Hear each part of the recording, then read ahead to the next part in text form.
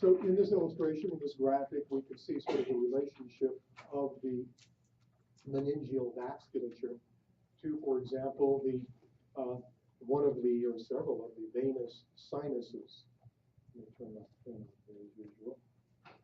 So this would be, for example, the superior sagittal sinus and going all the way back. So on the one hand, the dura has been reflected. By the way, the anatomical term reflection just means something has been folded back off and onto itself. We're going to have another definition for reflection, but it's very similar, but it generally implies that something is folded back. If you're involved in a surgical procedure and you're told to reflect the pectoralis, you would detach the pectoralis and fold it back out of the way. So we see a reflection of the dura mater here. And then, as I say, we're also looking at the relationship of the dura and the meningeal vasculature to the superior sagittal sinus. Now, there's a little, in fact, I'm going to increasingly rely upon these actin videos and some other videos. We're also going to look at some surgical videos and other news reports and things as we proceed. And some of these, by the way, it's like watching an old Bruce Lee movie where the mouth is out of sync with the narration, but that's fine. As we'll see in a minute, there are also venous sinuses that drain the base of the skull. We need to go back to the superior sagittal sinus and look at the structures on each side of it that absorb cerebrospinal fluid. These structures, the arachnoid granulations, were left out of the picture in the earlier section on the brain. To see them, we'll return to this view of the surface of the brain. This central strip of fluid contains the superior sagittal sinus. We'll remove the dura that forms the roof of the sinus.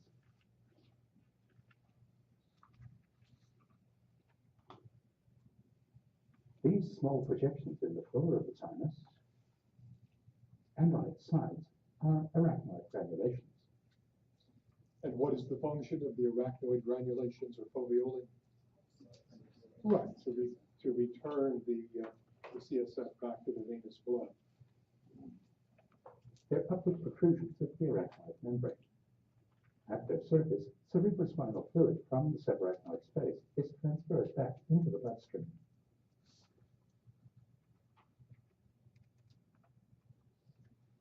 So, as I say, you have multiple illustrations. This one is also showing the scalp, but at this point in our discussion, I just want to be darn sure, again, emphasizing this ability, your ability before you, or when you leave this class, to explain all the layers from outside to inside of a specific tissue. We're not so concerned with the scalp right now, but be sure you understand the organization of the dura mater, both laterally and apically, or at the top of the skull toward the superior sagittal sinus, that you know whether the venous blood is superficial or deep to the cerebrospinal fluid.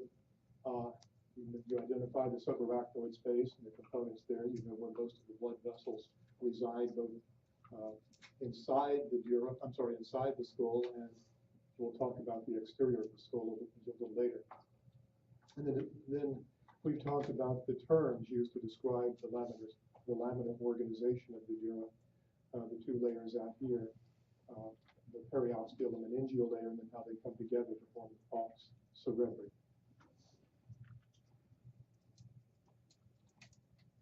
Now we'll move on to look at the layers of tissue that give the brain a protective covering and maintain its special fluid environment.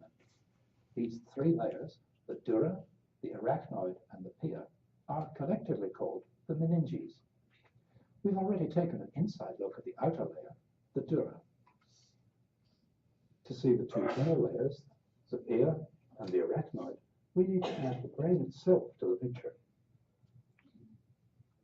We're looking at the right cerebral hemisphere. The blood vessels on its surface have been filled with red latex. The surface of the brain is richly folded. An outward fold is called a gyrus, an inward fold is a sulcus. The pia is almost invisibly thin. It's just the glossy surface that we see here.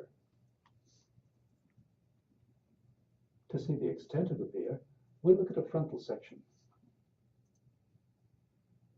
Here's a typical sulcus. The pia extends down into each sulcus and back up onto the next gyrus. So make sure you appreciate that. The PF travels into each of the sulci and also enters the neuropile with the blood vasculature. Yeah. So are there two layers? Two Like layers. the one going down and then going up into the side, or is it just one layer of PF?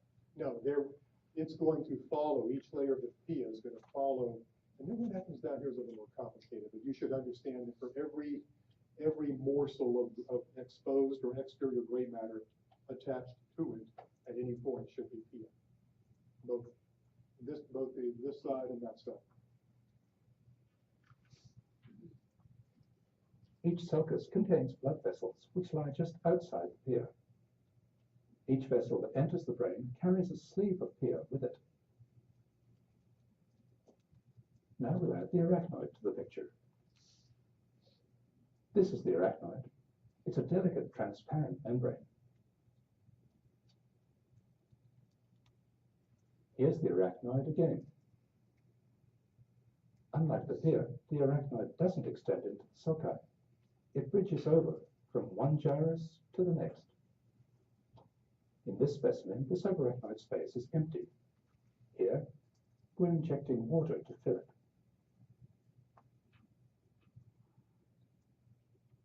Over most of the brain, the subarachnoid space is narrow, but in a few places it's quite wide. Notably here below the cerebellum, here above the cerebellum, and here in front of the top of the brainstem. These spaces are called cisterns. Outside the arachnoid is the dura.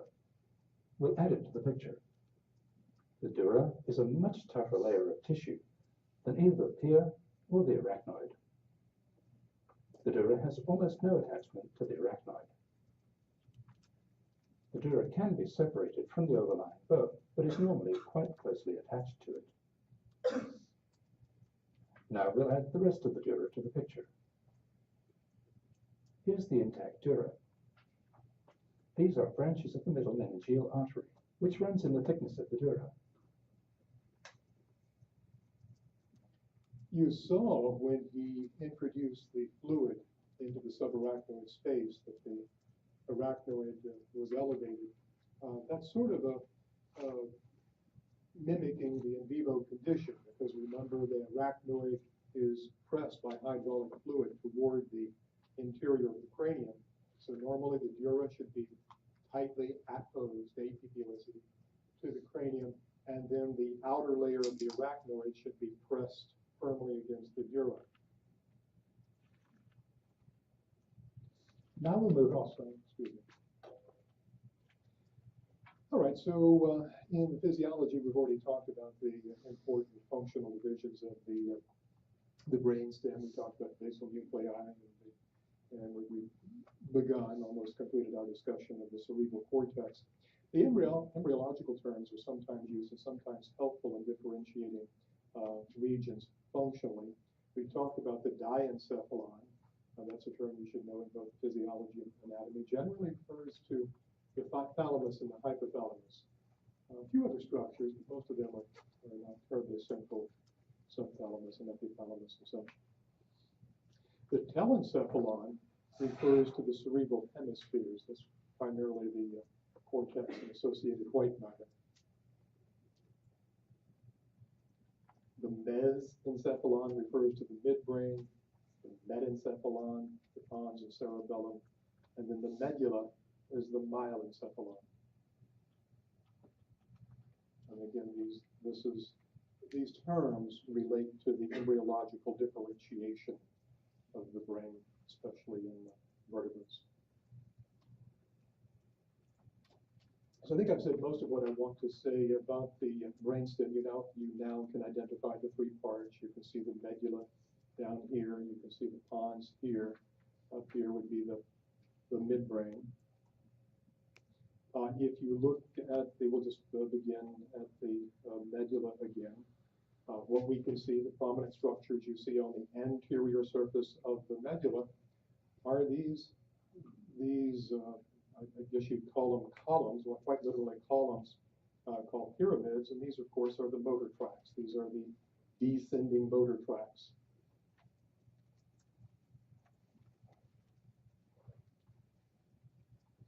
In effect, this is the corticospinal pathway on either side.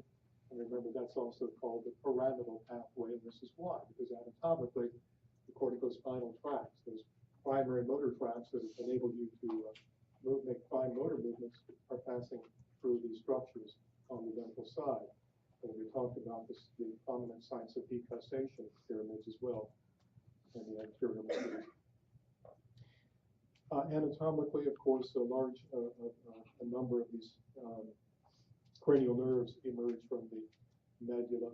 We'll talk more about these later. The accessory nerve probably, and I think nowadays, is not even viewed properly as a cranial nerve. It just sort of got thrown in by mistake. It originates in the spinal cord, goes up to the cranium, comes out of the cranium, and does its business. But it actually, it's more of a purely a spinal nerve. The pons, remember, you can see the protuberance, pons bridging. We've talked about the function. No primary structures here that we need to be too concerned about, except remember this is the site of the cranial nerve 5 nuclei. We'll talk more about the relationship of the nuclei and the ganglia later. And then up here in the midbrain, you can see several of these hypothalamic prominences. The tubercinarium, usually considered hypothalamic. It's about the only thing that'd be worth knowing about that.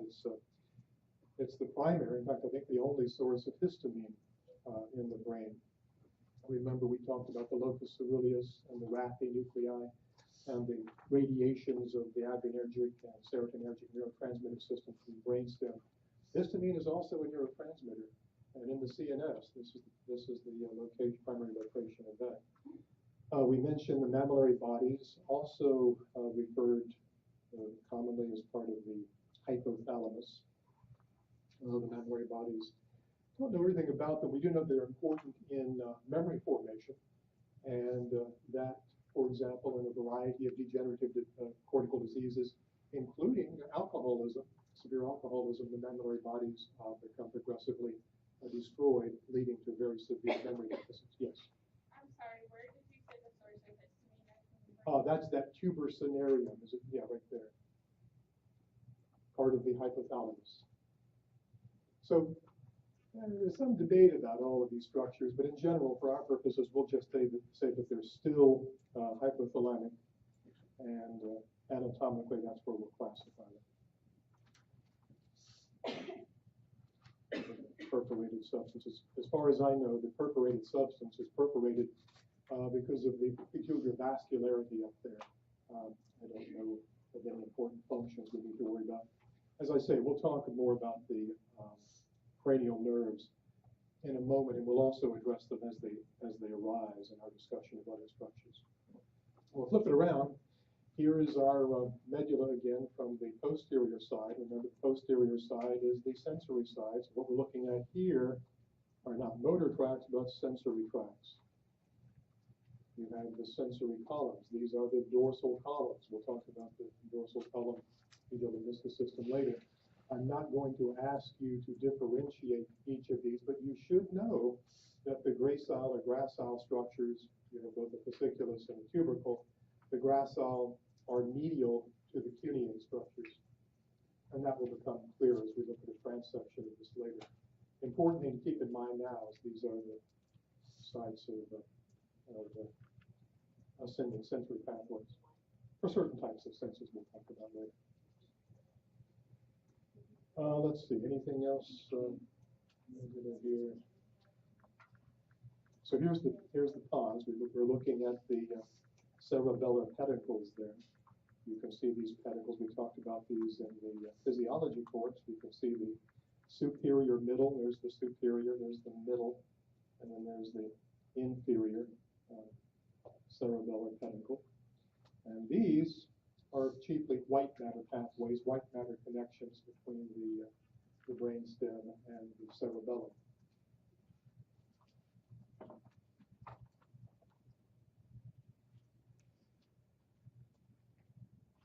We just talked about the locus coeruleus. Why is it important? That's correct. The locus coeruleus is an important center of, it's an important adrenergic center, the point of radiation of the adrenergic neurons into the cerebral cortex.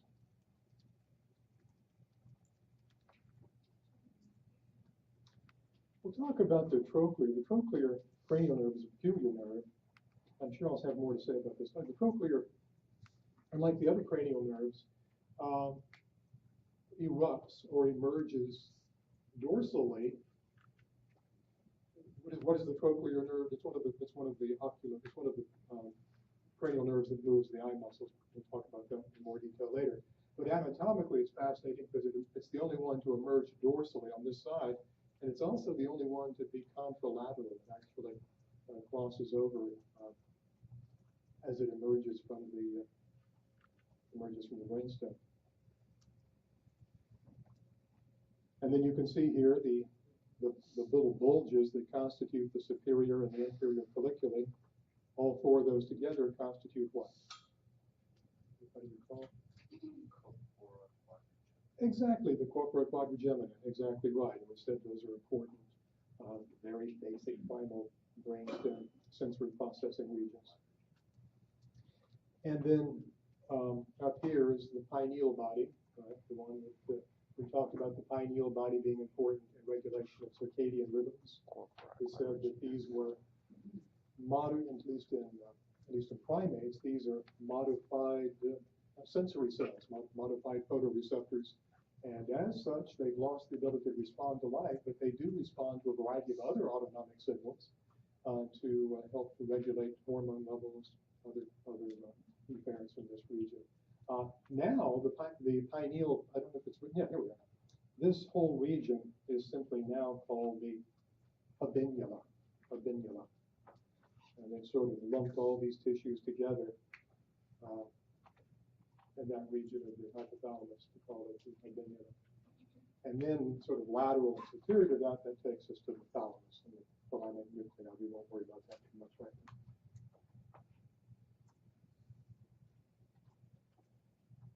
Now we'll move on. The inter. Whoops. Oh, That was frightening when it gets big like that.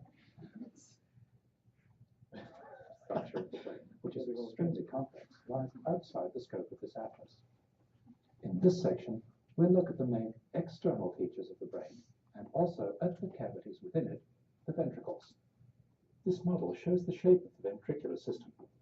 It's formed by two small cavities in the midline, the third ventricle and fourth ventricle, and two much larger cavities, the lateral ventricles, which connect to the third ventricle here. It's the third ventricle because the lateral ventricles are counted as the first two. The ventricles are filled with cerebrospinal fluid. We'll see more of them as we go along. To understand the external features of the brain, we'll start with the central stalk, which is known as the brainstem. To look at it, we'll take the rest of the brain out of the picture. Here's the brainstem. It consists of the medulla, the pons, and the midbrain. The brainstem contains tracts that connect the cerebrum, the cerebellum, and the spinal cord. And it contains nuclei that serve basic autonomic functions. It's also the origin of nearly all the cranial nerves. The medulla is cone-shaped. It tapers down to become continuous with the spinal cord. The medulla becomes continuous with the spinal cord here at the foramen magnum. The medulla, the pons, and the midbrain are located just behind the basilar part of the occipital bone and the dorsum celli. The dorsal aspect of the medulla faces almost directly backwards. The back of the upper part of the medulla forms the floor of the fourth ventricle. On the model, this is the fourth ventricle, this is the floor.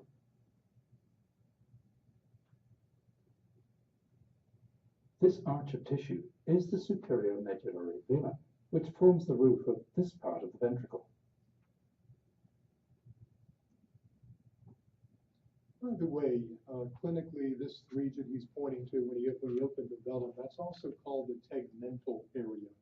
And there are a number of brainstem pathologies and conditions that affect the tegmental region of the brain. Tegment just means roof.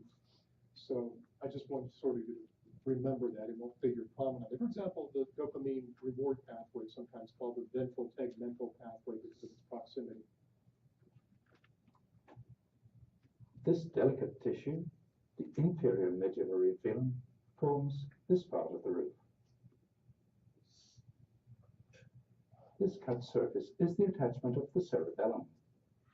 It's described as consisting of the superior, middle, and inferior cerebellar peduncles, which are somewhat fused together.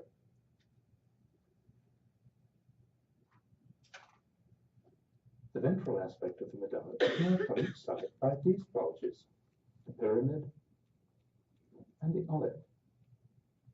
Emerging from the ventral and lateral surfaces of the medulla are the filaments of the four lowest cranial nerves, the 12th, the hypoglossal, the cranial part of the 11th, the accessory, the 10th, the vagus, and the 9th, the glossopharyngeal.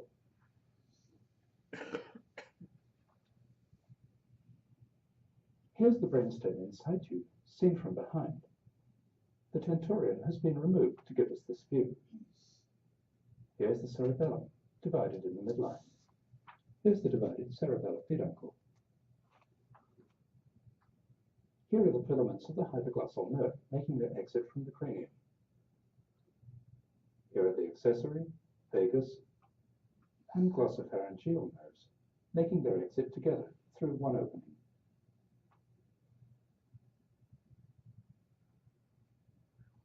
So, as with the physiology course, I'm not so concerned at this point that you'd be able to anatomically locate each of these. You should be able to pick out the big ones at this point. We've already talked about those. You should be able to identify in an image of the underbelly of the brain like this, the olfactory, the optic, the trigeminal system in here. And we talk, you can sort of see the ladder-like organization of the spinal accessory. He talked about a cranial portion of the cranial nerve 11. I think most anatomists argue that there really is no cranial portion. It just goes in and comes out. That probably is a misperception.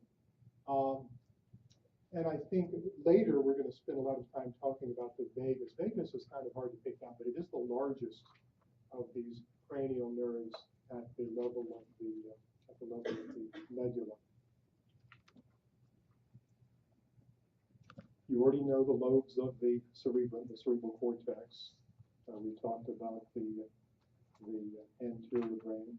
We talked about the frontal lobe, the parietal lobes back here, the occipital lobe, cerebellum, so on. So you shouldn't have any trouble identifying those from whatever perspective you're asked.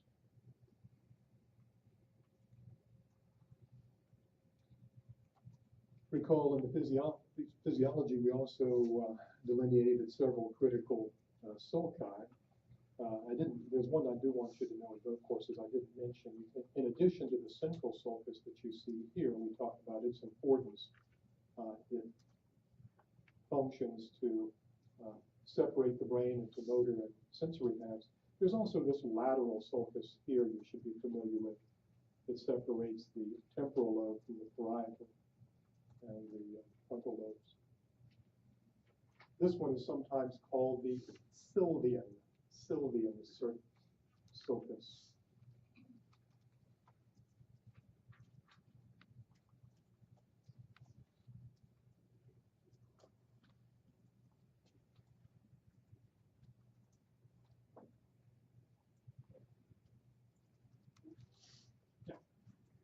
What's the difference between the central sulcus and pre-sulcus? All right, so the question was about the central sulcus and the precentral. So you're asking about the sulcus or the gyrus? All right, I got it.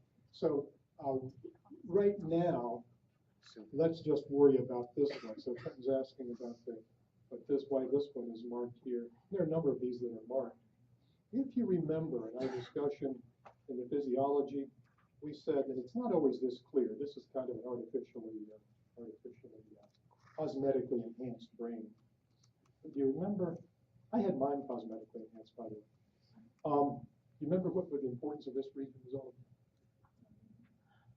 about? That is the primary motor cortex. Now, the primary motor cortex is actually a little larger than that. So the reason, I just answered your question, the reason they're pointing this one out and this one out is that particular sulcus there, that particular gyrus there is extremely important. That is the region of the brain that if I were to right now take your skull cap off and hook a little wire up to the battery here and poke you, you'd move. I could get you to move there. There's really no other part of the brain that I can poke and get that guaranteed response. Because this is the origin of the corticospinal tract. This is the final common pathway. This is where the upper motor neurons reside. So I think that's what they're indicating there. And then back here would be the primary sensory cortex. It works a little bit different. We haven't talked about that too much. But notice they also have a post-central sulcus mark here for that purpose. Really what is important here is this central sulcus, and what I want you to focus on is the take-home message because of its functional significance.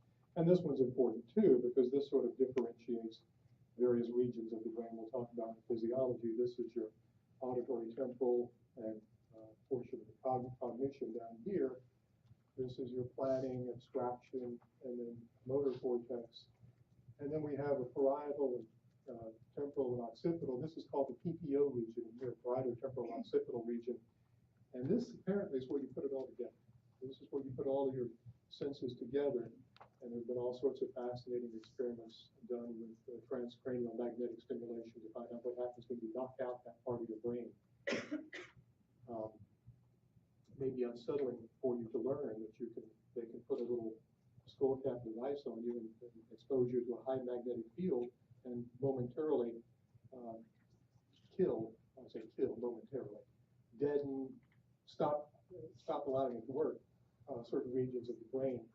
And a lot of experiments done with Michael Persinger and others when you momentarily deaden that region, people report a oneness with the cosmos.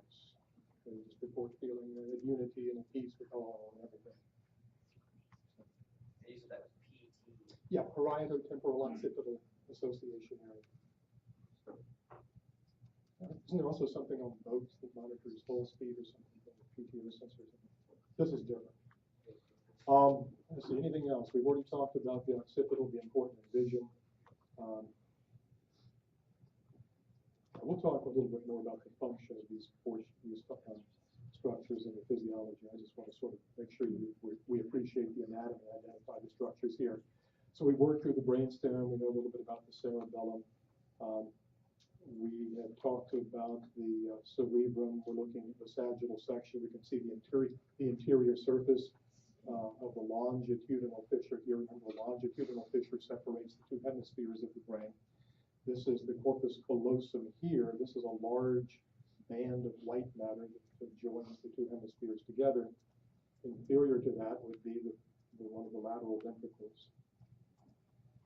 And then down here, you're going to have components of the hippocampus and the structures that connect the hippocampus, for example, to the hypothalamus and so on. The details of that aren't really important in a gross anatomy course.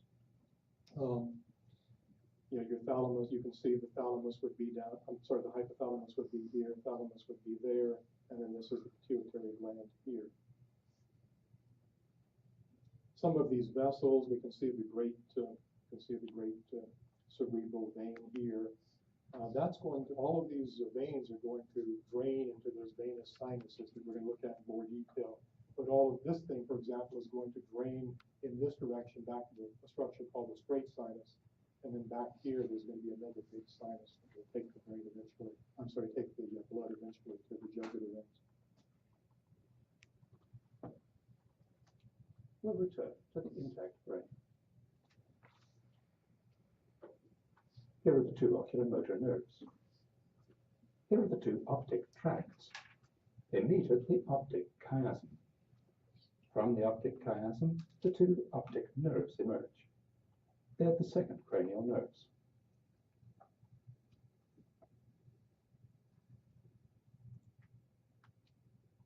By the way, well, I didn't do it, not sufficiently precise. What is that and that? Good, yeah, they're the olfactory nerves. Good.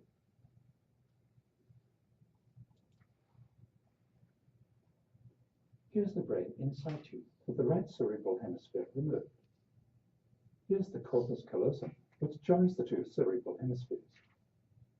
Here's the divided cerebral peduncle. Here's the midbrain. Here's the floor of the middle cranial fossa. Here's the optic nerve running forwards beneath the dura toward the optic canal. Here's the oculomotor nerve.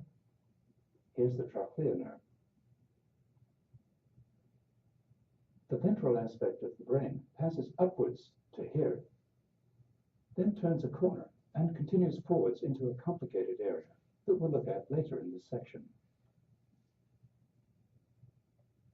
We'll return with a By the way, section. I can't see if the thing has a mind of its own. Primates developed in this fashion. So we talked about the fact that it turns. We call this everything anterior, embryological, everything anterior to that flexion, sort of the nose brain. The rhinencephalon too is part of that component, because developmentally in the human or in the primate brain, it sort of went up as far as it could, and then it had to move forward. And then you have this flexure of many structures, both at the basal brain and in the telencephalon. All right, I'm going to take a few moments now to talk about the organization of the blood supply to the brain. This is going to be absolutely critical for you because so many things go wrong in this region. So we're looking basically at the supply of the blood, or the blood supply to the brain from underneath.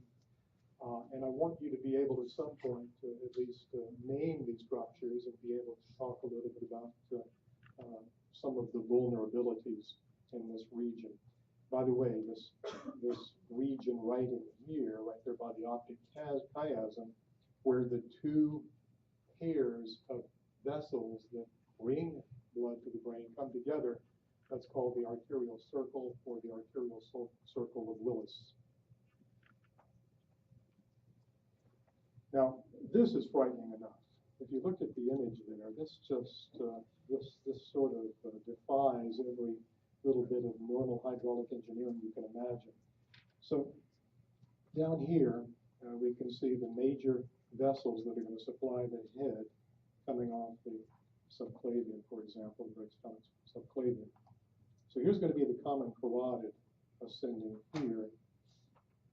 And then you can see that the common carotid separates, it divides into an external and internal carotid.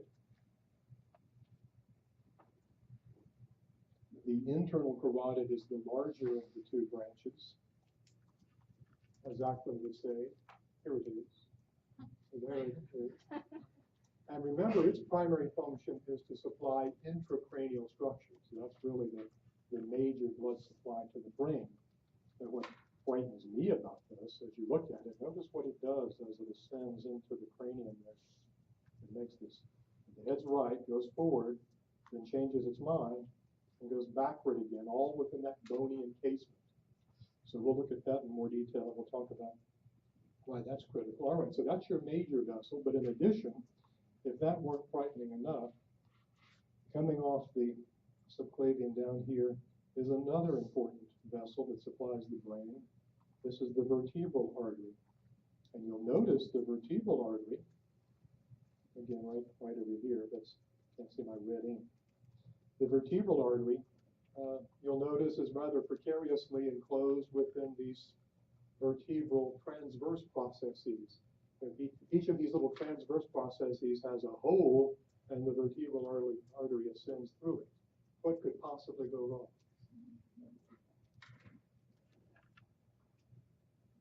And again, look at this. So if we finally make it out of that bony cage, that bony set of shears, and then the vertebral artery does the same thing.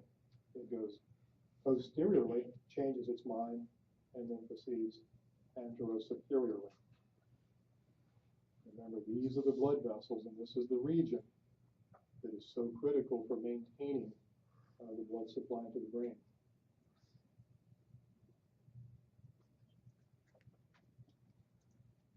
Now, this is going to be, as we sort of break this down sequentially, this is going to be the internal carotid here where I'm making my mark. So these are the paired internal carotids right in there. And then these are the ascending vertebral arteries back here. You can see them right there where I've made my lines. And then they're going to come together, once again, at this arterial circle of Willis. Now you have multiple images of this, and so I would expect that you'd be able to identify all the components regardless of the type of image I give you, whether it's an X-ray or an illustration, an idealized illustration like this. So from the aorta here, we can see the BCS vessels. We'll talk about the brachiocephalic, carotid, and the subclavian in more detail later. But notice on the left side, you have the common carotid ascending here. On the right side, it breaks apart. It stems from the brachiocephalic truncal artery. And so we have the ascending internal carotids. And they're going to ascend up to this point, at which point they become the middle cerebral arteries. The internal carotids become the middle cerebral. While that's going on, we also have the impaired vertebral arteries here. So there's one on the right side and the left side. They will converge to form the basilar artery. There's the basilar. The basilar then separates or divides to form the two posterior communicating arteries. By the way, this basilar then separates and forms, these are the middle cerebral here, down here are the posterior cerebral. So here's the basilar, posterior cerebral division, and then the posterior communicating. At that point, we've now joined the vertebral circulation with the carotid circulation.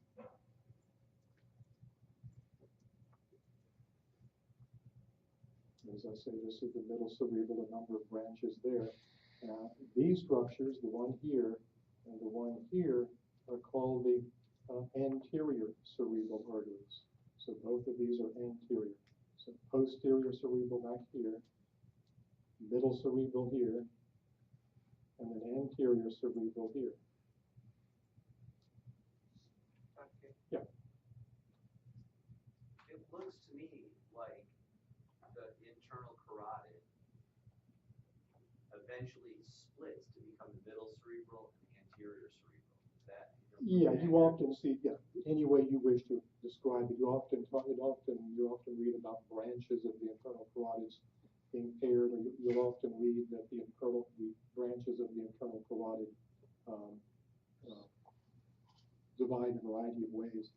The reason that I'm explaining it this way is because the middle cerebral is by far the largest of these vessels.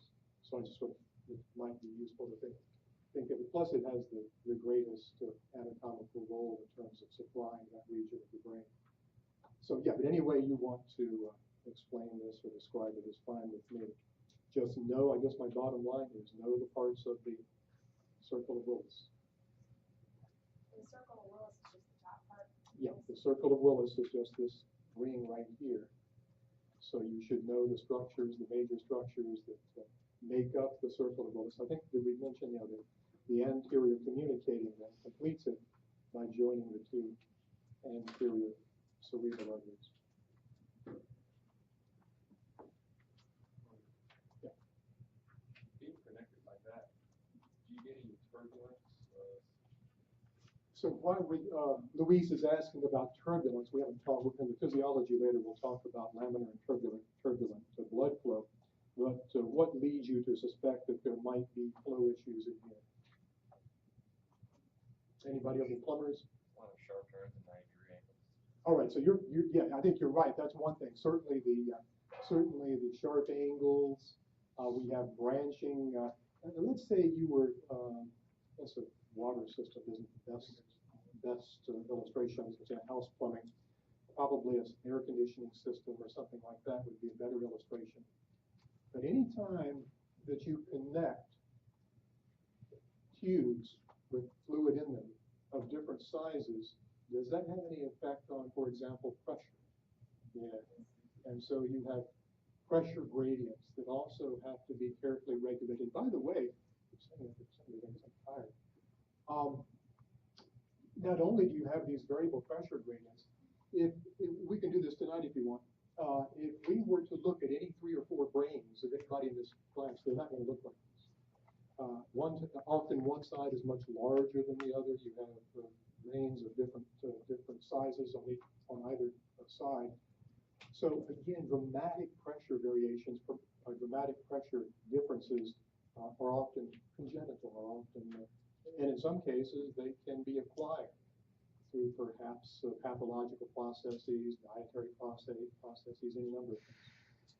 Are the carotid arteries anterior to the vertebrals? Well, if you go back to this picture right here, right, so there's going to be your common, here's your internal, external, so here's your vertebrals right here.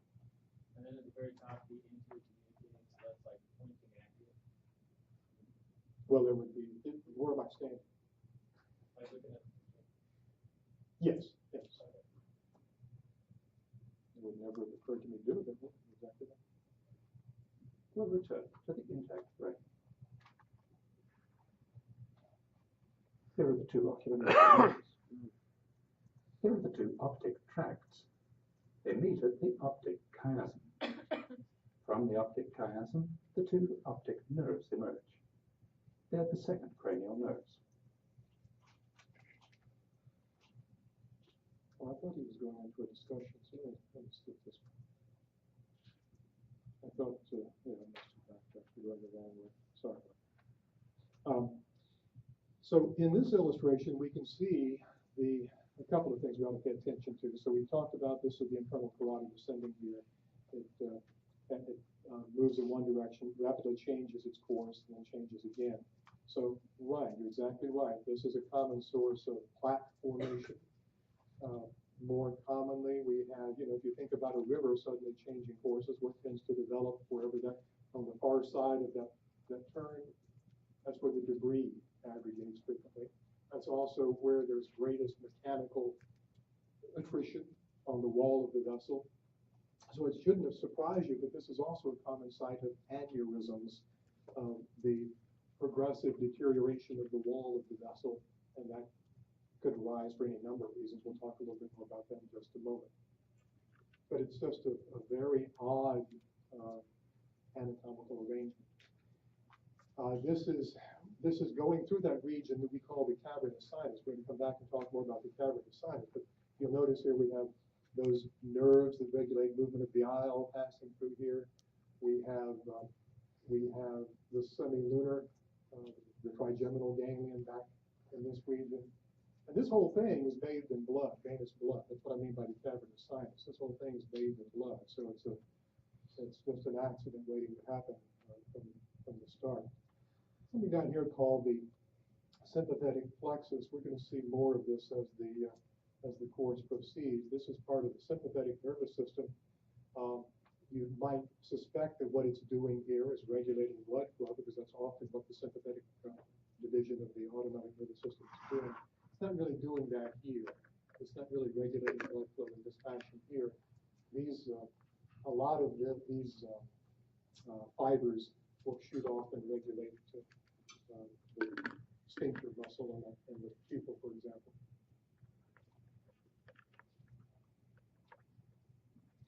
So as I say, you should be able to identify, even an image like this, you should be able to identify most of, at the very least, the carotids, the vertebrals.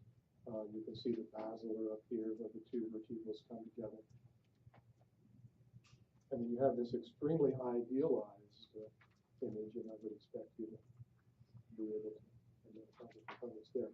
The other thing that would be useful in this connection for you to be able to do, if a blood vessel is extending over the cerebellum, it's probably called a cerebellar artery.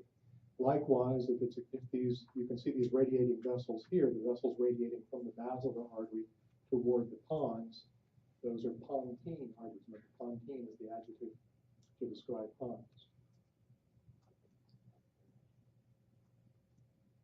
There's a better illustration. Yeah, I wanted to just sort of complete our picture because we don't have time to get into all of this. But so here's our circle of Willis here. These are the branches, the temporal and anterior branches of the middle cerebral artery. So you can see the region of blood supply attributable to the middle cerebral. There's the anterior cerebral system up here. Well, actually, this is part of the callosal system, pericallosal system. But these branch directly off the anterior vertebrals. And then, in turn, these supply most of the anterior branch. So very, very critical. If anything goes wrong, the point I'm trying to make, if anything goes wrong back here, it can have grievous and catastrophic consequences for the rest of the cerebrum, especially the overlying cortex. All right, let's take a break and we'll